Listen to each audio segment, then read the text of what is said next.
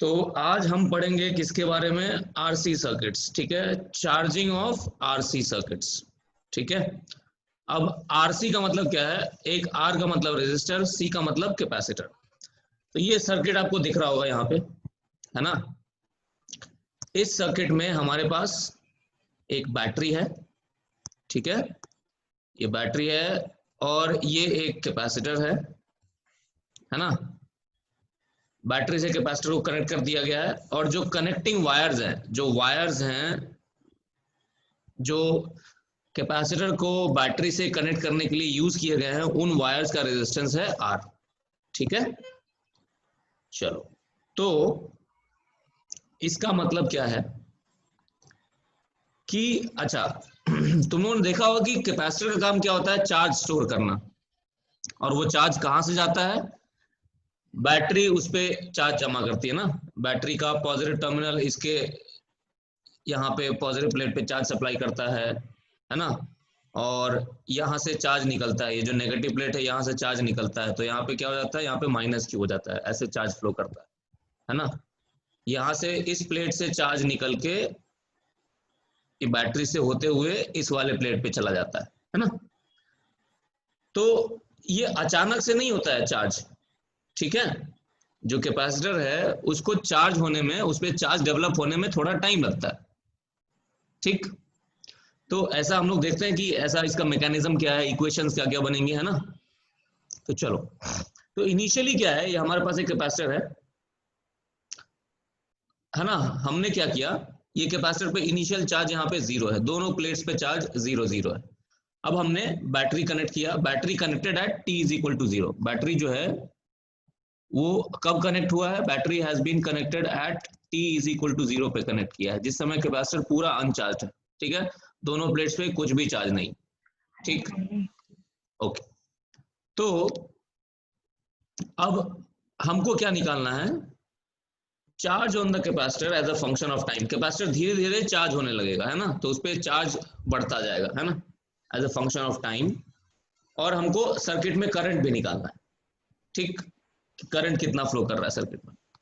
Okay, चलो, तो बढ़ते हैं आगे। मान लेते हैं कि किसी भी इंस्टेंट ऑफ टाइम पे, है ना, किसी भी जनरल इंस्टेंट ऑफ टाइम पे, टाइम टी पे कैपेसिटर पे चार्ज है, यहाँ पे क्यू चार्ज है और यहाँ पे माइनस क्यू चार्ज है, और सर्किट में करंट ऐसा फ्लो कर रहा है, ऐसे, ठीक है। ये करंट हम मान लेते हैं आई, चार्ज भी Q at any general instant of time, yes, okay, है ना। तो यहाँ पे क्यू डेवलप हो गया चार्ज लेफ्ट वाले प्लेट पे, और राइट वाले प्लेट पे चार्ज क्या हो गया, माइनस क्यू, है ना। और करंट ऐसा है सर्किट में, ओके। चलो, अब आगे देखते हैं कि क्या करें हम लोग। क्या करते हैं इस लूप में, ये जो लूप है, ये जो दिख रहा है हमको सर्किट, उस लूप में हम केवीएल लगाते हैं, ठीक है। तो केवीएल लगाते टाइम क्या करेंगे, चलो करते हैं काम।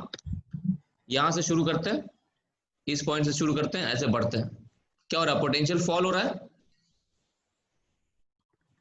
कितना फॉल हो रहा है, क्यू बाई सी, तो माइनस क्यू बाई सी लिख दिया, है ना। फिर वैसे ही करंट ऐसा जा रहा है, तो तुमको पता है ना, रेजिस्टर में जिधर से करंट एंटर हो रहा है वो पॉजिटिव होता है, जिधर से करंट लीव कर रहा है वो नेगेटिव होता है, मतलब फिर से फॉल मिल रहा है, ऐसे बढ़ते हुए हमको फिर से फॉल मिल रहा है।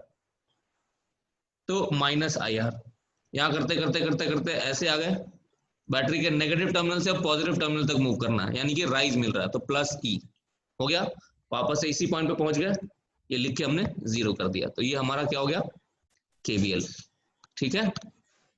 अच्छा, अब यहाँ पे क्या हो रहा है, इसको थोड़ा सा रीअरेंज करो, तो रीअरेंज करोगे तो क्या मिलेगा, Q by C is equal to E minus I R, ठीक है। अच्छा, अब हमको इसको सॉल्व करना है, इस इक्वेशन को सॉल्व करना है, ठीक है। Q by C is equal to E minus R, हमारा टारगेट क्या था, हमारा टारगेट था Q as a function of time, ये निकालना था ना।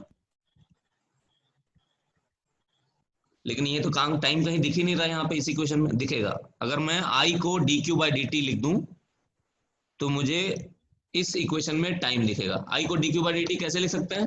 Tudo pai, tudo certo. Simple है, याद है। Tudo pai, mano, tudo certo. यहाँ पे क्या हो रहा है कि चार्ज जो है हमारा, है ना, चार्ज हमारा जमा हो रहा है इस प्लेट पे, है ना, चार्ज जमा हो रहा है और जिस रेट पे जमा हो रहा है, ये dq by dt is I, है ना, rate of deposition of charge on this plate is my current I in the circuit। ठीक है, तो जिस रेट पे जमा हो रहा है चार्ज dq बाई dt, है ना, वो हमारा है I। ठीक है, ओके। तो अब इसको हम डालते हैं इस इक्वेशन में, तो ये हमारे पास कुछ ऐसा कुछ इक्वेशन बन जाएगा। I की वैल्यू dq बाई dt डालो, ठीक है, तो इस तरह का कुछ इक्वेशन बनेगा, यहां वाला q by C is equal to E minus R, I की जगह dq बाई dt डाला। ओके, आगे बढ़ते हैं। तो अब एक काम करो, Q वाले जितनी चीजें हैं, है ना, उन सबको एक साइड ले लो। तो उसके लिए क्या करते हैं, इसको थोड़ा सा और रीअरेंज करते हैं। इसको हमें काम करते हैं, इसको यहां लिख लेते हैं R D Q by D T, इसको एक साइड लेके गए इस तरफ, और क्यू बाई सी को उधर लेके आएंगे, तो ई माइनस क्यू बाई सी हो गया। अब इसको और सिंप्लीफाई करोगे तो ई सी माइनस क्यू बाई सी। अब वेरिएबल सेपरेट करना बहुत आसान है, ठीक है, देखो जरा ध्यान से, है ना, यहां पे क्या हो रहा है, डी क्यू वाला टर्म और ये ई सी माइनस क्यू वाला टर्म, इसको एक साथ ले लो, तो ये क्या हो जाएगा, डी क्यू बाई ई सी, है ना, माइनस क्यू, इसको एक साथ ले लिया, और उधर, है ना, उधर क्या हो जाएगा, d t by R C, है ना, डी टी को उधर लेके गए, है ना, और आर को इधर क्रॉस मल्टीप्लाई कर दिया, तो इसको रीअरेंज करके हमको ये मिल रहा है। अब ये क्या मिल रहा है, ये मिल रहा है हमको एक इक्वेशन मिल रहा है, ठीक है, जिसको हम इंटीग्रेट करेंगे डी क्यू से, d Q by E C minus Q, है ना, और इधर डी टी है, दोनों साइड इंटीग्रेट कर दिया। जब टाइम जीरो है तो मेरा क्यू का वैल्यू कितना है, जीरो है, जब टाइम टी है तो चार्ज का वैल्यू स्मॉल क्यू है ना, ये कर दिया हमने, और इसको इंटीग्रेट कर दिया प्रॉपर लिमिट के साथ। अब ये तुम लोग कर लेना, है ना, सिंपल है, इस इंटीग्रेशन के डिटेल्स में नहीं जाऊंगा मैं, सीधा डायरेक्टली लिखता हूं, ठीक है। तो माइनस आर सी, है ना, L N E C minus Q, upper limit Q, lower limit zero, और डी टी का इधर इंटीग्रेशन क्या आ जाएगा, टी। ठीक है, ये माइनस साइन बाहर इसलिए आया है क्योंकि क्यू का कोएफिशिएंट यहाँ पे क्यू के आगे माइनस साइन लगा हुआ ना, इसलिए आया है। ठीक है, ये कर लेना, बेसिक तुम्हारा इंटीग्रेशन है और उसमें अपन टाइम नहीं लगाएंगे, ठीक है। चलो, तो अब इसमें upper limit minus lower limit करते हैं, ठीक है। तो upper limit minus lower limit डालोगे तो इधर तो क्या है, इधर तो आर सी है, तो minus R C l n, upper limit डालो इसमें, तो l N E C minus Q, है ना, माइनस लोअर लिमिट, अब जीरो डालो इसमें, एल एन ई सी, ठीक है, इज इक्वल टू इधर तो टी है ना। अच्छा, अब l n A minus l n B क्या होता है, l n A by B, तो इसको सॉल्व करोगे फर्दर, ठीक है, तो क्या मिलेगा हमको, इसको सॉल्व करो, यहाँ पे ये देखो, इस स्टेप में मैंने ये किया हुआ है यहाँ पे, है ना। अब इसको l n A minus l n B को लिख दूंगा मैं, l n A by B, ये लिख दिया यहाँ पे, इज इक्वल टू ये वाला टर्म को पूरा उठा के इधर ले गया, तो minus T by R C, ठीक है ना। तो अब इसको और सिंप्लीफाई करते हैं, और सिंप्लीफाई करेंगे तो एल एन के अंदर वाला टर्म को देखो, ठीक है, ई सी बाई ई सी क्या हो गया, ये वन हो गया, है ना, ये वन हो गया, और minus Q by E C, ये सिंप्लीफाई हो गया, ये आ गया minus T by R C, ठीक है, बराबर है। आगे बढ़ते हैं, यानी कि ये जो टर्म है one minus Q by R C को मैं ऐसा लिख सकता हूं, e to the power minus T by R C, है ना, और रीअरेंज करते हैं इसको, ठीक। तो और ये अरेंज करेंगे तो यहां से एक स्टेप मैं लिख देता हूं यहाँ पे, ये ऐसा आ जाएगा Q बाई ई सी, इसको उधर लेके जाओ, है ना, is equal to 1 minus e to the power minus T by R C. यानी कि और सिंप्लीफाई करोगे तो ये आ जाएगा Q is equal to E C 1 minus e to the power minus T by R C, ये यहाँ लिखा हुआ देखो, ठीक है ना। चलो अब देखो, जैसे जैसे t टेंड्स टू इंफिनिटी होगा, t टेंड्स टू इंफिनिटी होगा तो ये वाला टर्म क्या हो जाएगा, ये वाला टर्म हो जाएगा दिस टेंड्स टू जीरो, क्योंकि e to the power minus infinity हो जाएगा ना ये वाला टर्म, तो ये जीरो को टेंड करेगा, यानी कि 1 माइनस जीरो हो गया ये, तो ये हमारे पास क्या बचा EC। जैसे जैसे टाइम इंफिनिटी को टेंड करेगा वैसे वैसे चार्ज क्या हो जाएगा, charge will tend to E into C, ठीक है। आगे बढ़ते हैं, तो इसका ग्राफ ना ऐसा है, ठीक है, इस तरह का ग्राफ है ये, चार्ज बढ़ता जाएगा बढ़ता जाएगा बढ़ता जाएगा बढ़ता जाएगा, और ये किसको टच करने की कोशिश करेगा, EC को, है ना। Q will tend to EC as T tends to infinity, कभी एग्जैक्टली EC नहीं होगा, ठीक है, क्योंकि एग्जैक्टली EC होने के लिए क्या होगा, एग्जैक्टली EC होने के लिए ये वाला टर्म हमको एग्जैक्टली जीरो चाहिए होगा, जो कि एग्जैक्टली जीरो तो कभी नहीं होगा, मतलब टच करना चाहेगा जीरो को, ये वाला term will tend to zero but will never be exactly equal to zero, है ना। तो इस तरह से ये ग्राफ हमको ऐसा दिखेगा, समझ में आई बात। चार्ज बढ़ता जाएगा, charge on the capacitor will keep on increasing increasing increasing, है ना, and it will tend to be equal to EC as t tends to infinity, ठीक है। अच्छा अब एक चीज और कर लेते हैं, अब इसमें इस इक्वेशन में t का वैल्यू RC डालो, इस वाले इक्वेशन में, इस वाले इक्वेशन में t का वैल्यू RC डालो, तो ये RC RC कट के 1 हो गया, तो Q का वैल्यू क्या हो जाएगा, EC 1 minus e to the power minus 1, ठीक है, तो ये हो गया EC 1 माइनस 1 बाई ई, है ना, बराबर है, देखो यहाँ पे लिखा हुआ है, तो 1 माइनस 1 बाई ई, इसका वैल्यू होगा हमारे पास 0.63 EC, ठीक है। तो अब EC क्या है, EC is the maximum charge, EC जो है ये हमारा है Q maximum on the capacitor, ठीक है ना, एस टी टेंस पढ़ा था ना मैंने अभी, T टेंड्स टू इंफिनिटी तो Q टेंड्स टू EC, तो EC हमारा मैक्सिमम चार्ज है। ये जो RC है, RC को हम लोग बोलते हैं time constant of the circuit, और इसको टाउ से डिनोट करते हैं, ठीक है ना। तो मतलब क्या हुआ कि time constant of a circuit is defined as, है ना, of this charging circuit, charging RC circuit, time constant of a charging RC circuit is the time in which the charge on the capacitor becomes 63% of maximum charge, ठीक है, ये ध्यान रखना है, कैसा circuit है, लेकिन ये चार्जिंग RC सर्किट है, ठीक है। सो time constant of a charging RC circuit is the time in which the charge on the capacitor becomes 63% of the maximum charge considering that the capacitor was uncharged initially, ठीक है, simple. चलो अब हमको निकालना है करंट, करंट निकालना बहुत ही आसान है, Q as a function of time मिल चुका है हमको, उसको डिफरेंशिएट कर देना है, तो Q कितना मिला था, Q मिला था हमको EC 1 minus e to the power minus T by RC, ये आया था ना, इसको डिफरेंशिएट करो, तो डिफरेंशिएट करोगे बहुत ही सिंपल है, dq बाई dt, है ना, ये तो कांस्टेंट है, ये बाहर आ जाएगा, इसके अंदर वाला टर्म, पहला वाला टर्म का डिफरेंशिएशन 0 हो गया, दूसरे वाले का minus e to the power minus T by RC, और फिर इसका डिफरेंशिएशन करो, तो ये क्या हो जाएगा, -1 बाई RC, ठीक है।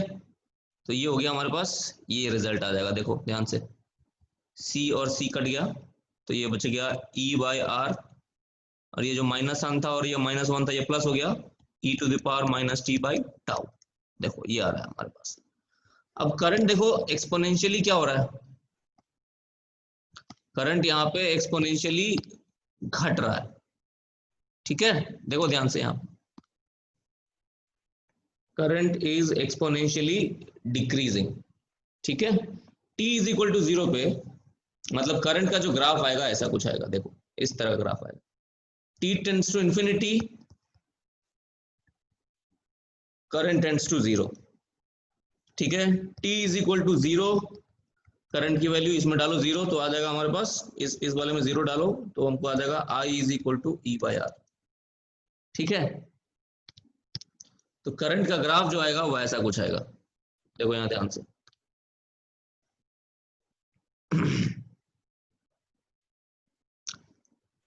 इसका ग्राफ, करंट का ग्राफ शायद ड्रॉ नहीं किया, बट ठीक है हम लोग कर लेते हैं करंट का ग्राफ ड्रॉ। सिंपल है, कुछ नहीं है, ये I है, I versus time exponentially decrease हो रहा है, ठीक है। तो ऐसा है, और t इज इक्वल टू 0 पे कितना है करंट की वैल्यू E बाई आर, ठीक है, बराबर। एकदम ही सिंपल, बहुत ही आसान। चलो अब देखते हैं आगे। देखो तो t इज इक्वल टू 0 पे क्या सिचुएशन है, t इज इक्वल टू 0 पे सिचुएशन है, मेरे पास करंट कितना है सर्किट में E बाई आर, और ये मेरा रेजिस्टर है, ठीक है ना। अब एक चीज बताओ मुझे कि potential difference across the resistor कितना है, IR, ठीक है, which is equal to E, ठीक है। Potential difference across the resistor है ना at t is equal to 0 is equal to IR which is equal to E, ठीक है। मतलब रेजिस्टर के अक्रॉस भी उतना ही पोटेंशियल डिफरेंस है जितना मेरा ये बैटरी के अक्रॉस पोटेंशियल डिफरेंस है। इसका मतलब कैपेसिटर के अक्रॉस कितना पोटेंशियल डिफरेंस है, capacitor has got 0 potential difference. समझ में आई बात, जाहिर सी बात है, क्योंकि potential difference across the capacitor क्या होता है, potential difference across the capacitor या इज क्या होता है Q बाई C, ये होता है ना। अभी t इज इक्वल टू 0 पे चार्ज कितना है, 0 है ना। हमने इनिशियली जब देखा था उस समय चार्ज कितना था, 0 था। तो potential difference across the capacitor was 0 at t is equal to 0, ठीक है। तो पोटेंशियल डिफरेंस 0 होने का मतलब क्या है, पोटेंशियल डिफरेंस होने का मतलब ये है कि ऐसा लग रहा है कि t इज इक्वल टू 0 पे ऐसा लगता है कि कैपेसिटर जो है वो रिप्लेस्ड बाय अ वायर है, replaced by a wire with 0 potential difference, ठीक है। ऐसे सिचुएशन को हम लोग बोलते हैं, क्या बोलते हैं, शॉर्ट सर्किट बोलते हैं। तो याद रखना, चार्जिंग सर्किट है ना, चार्जिंग RC सर्किट है ना, at t is equal to 0 potential difference across the capacitor is 0, so you can replace the capacitor by a wire, ठीक है, वायर विथ 0 रेजिस्टेंस, ऐसा मान सकते हैं। लेकिन ये सिर्फ किसके लिए, सिर्फ t इज इक्वल टू 0 वाले मोमेंट के लिए, ऐसा नहीं कि हर मोमेंट पे इसको डाल देना, कैपेसिटर को वायर ही डाल देना, ठीक है। चलो अब आगे, t टेंड्स टू इंफिनिटी पे करंट कितना था, अभी हम लोगों ने देखा था ना, I is equal to E by R e to the power minus T by tau. तो t टेंड्स टू इंफिनिटी तो करंट की वैल्यू है 0, मतलब सर्किट में करंट ही नहीं है ना। तो सर्किट में करंट नहीं है मतलब कैपेसिटर ने क्या किया है, कैपेसिटर ने पूरा करंट ब्लॉक कर दिया है, ठीक है। तो capacitor acts like a broken wire, जैसे मान लो एक सर्किट है ना। तो t टेंड्स टू इंफिनिटी जब होगा, मतलब t टेंड्स टू इंफिनिटी कहने का मतलब क्या है, ये तो बहुत टाइम के लिए सर्किट को कनेक्ट करके छोड़ दो, तो क्या होगा, कैपेसिटर ना एक टाइम के काफी लंबे समय के बाद कैपेसिटर पूरी तरह चार्ज हो जाएगा। एक बार कैपेसिटर पूरी तरह चार्ज हो गया तो current through the circuit will become negligible, तो उसको हम लोग बोलते हैं क्या, उसको हम लोग क्या बोलते हैं, उसको हम लोग बोलते हैं स्टेडी स्टेट। ठीक, this is known as steady state. In steady state what will happen, current through the capacitor will become zero. ठीक है, तो ये ध्यान रखना, capacitor completely blocks, capacitor completely blocks direct current. ठीक है, when t tends to infinity, तो t tends to infinity कहने का मतलब क्या है कि सर्किट को कनेक्ट करके काफी टाइम के तक छोड़ दिया जाए, तो वो हमारा हो जाएगा, क्या हो जाएगा, capacitor acts like a broken circuit, वो अपने थ्रू करंट पास ही नहीं होने देगा। ठीक है ना,